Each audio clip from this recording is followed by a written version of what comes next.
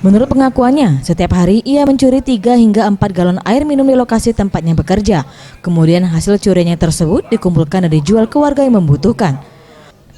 Setiap galon dihargainya sebesar Rp15.000, yang kemudian uang tersebut dipakai untuk memenuhi biaya hidupnya karena ia belum mendapatkan pekerjaan yang baru sehingga memutuskan untuk mencuri.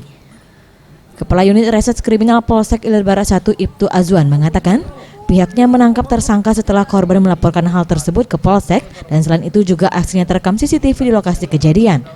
Atas perbuatannya, US dijerat pasal 363 KUHP tentang pencurian dan diancam penjara maksimal 7 tahun. Di supir galon isi ulang dan melakukan pencurian di Mulpim, mengambil galon kosong dan HP Xiaomi sebanyak 2 unit. Ini HP ini punya karyawan atau bagaimana?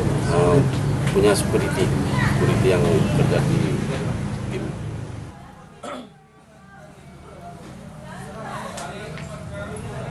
Tim Liputan Sriwijaya TV.